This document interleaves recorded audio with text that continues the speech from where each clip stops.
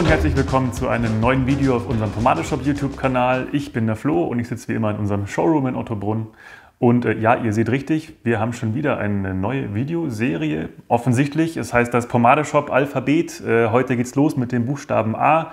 Und deswegen legen wir auch direkt los. Ich sage nur schon mal jetzt, ich brauche nachher auf jeden Fall noch eure Hilfe dann bei der ganzen Sache. Aber bleibt da mal bis zum Ende dran, dann wisst ihr mehr. Los geht's heute mit dem Buchstaben A und was zum Beispiel mit A anfängt, ist das Wort auswaschen. Auswaschen ist ein Riesenthema in der Pomadenwelt, wobei eigentlich ja auch teilweise nicht, denn eine klassische ölbasierte Pomade, der Pomade-Fan kennt es und der Name sagt es auch schon, basiert auf Öl. Und zwar meistens auf Vaseline streng genommen.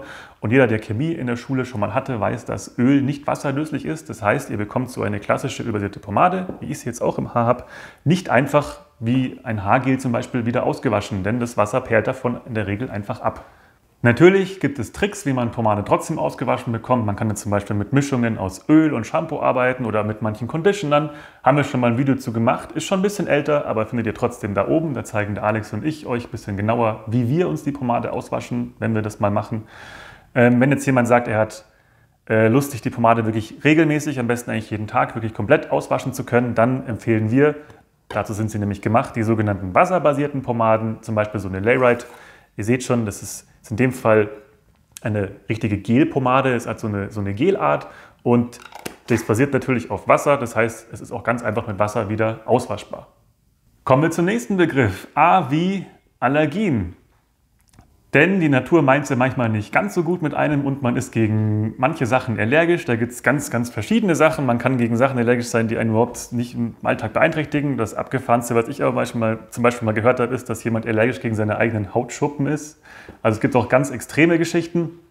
Und da müsst ihr einfach ein bisschen gucken, weil natürlich so eine Pomade besteht auch aus mehreren Inhaltsstoffen. Und wenn ihr merkt, dass eine Pomade anfängt auf der Kopfhaut zu jucken oder zu brennen, könnte es höchstwahrscheinlich sein, dass ihr einen oder mehrere Inhaltsstoffe in dieser Pomade nicht vertragt. Dann unbedingt aufhören, dieses Produkt weiterhin zu verwenden. Das tut euch nämlich nicht gut in eurer Haut. Am besten ist, ihr schaut dann, ob es vergleicht mit anderen Pomaden, vielleicht mit anderen Produkten und wenn euch dann auffällt, das ist auch bei dem und dem Produkt oder so ähnlich, dann könnt ihr die Inhaltsstoffliste mal abchecken und dann könnt ihr mal so ein bisschen durch Ausschlussverfahren dann feststellen, was da vielleicht der Inhaltsstoff sein könnte, auf den ihr irgendwie reagiert.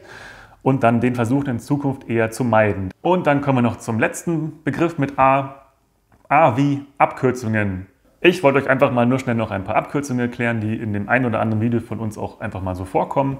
Es sind im Grunde eigentlich nur 3 und die behandeln auch das, was ich eigentlich schon gesagt habe. Es gibt nämlich ölbasierte Pomaden oder Oil-Based auf Englisch und das kürzen ganz viele einfach mit OB ab. Dann gibt es noch wasserbasierte Pomaden, wir hatten es gerade, die werden mit WB abgekürzt, auf Englisch Water-Based, genauso mit WB. Und dann gibt es noch sogenannte unorthodox wasserbasierte Pomaden, wie zum Beispiel die O'Dowds hier. Das ist eine Pomade, die basiert sowohl auf Wasser als auch auf Wachsen bzw. Ölen. Von dem her ist die zwar wasserbasiert, aber nicht orthodox, sondern unorthodox wasserbasiert. Kurz UWB. So, und das war's für heute mit dem Buchstaben A. Jetzt seid nämlich ihr dran. Wenn ihr sagt, hey, du hast den und den Begriff, der absolut mit Pomade zu tun hat, vergessen mit A, dann schreibt den sofort in die Kommentare bitte unten und am besten erklärt ihr dann auch für diejenigen, die das lesen und den Begriff nicht kennen, gleich dazu, was dieser Begriff eigentlich bedeutet. Und ganz besonders eure Hilfe brauche ich natürlich fürs nächste Video, denn als nächstes logischerweise nach Adam Riese folgt B.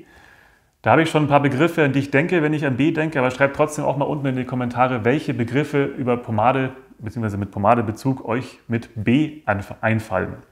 Würde ich mich sehr freuen, nehme ich dann gerne eure Ideen mit und verpacke sie ins nächste Video. Sagt mir auch, ob euch das jetzt hier gefallen hat. Hinterlasst gerne einen Daumen hoch und ein Abo und ich hoffe, dass wir dann uns beim nächsten Video wiedersehen. Ich wünsche euch bis dahin alles Gute, euer Flo.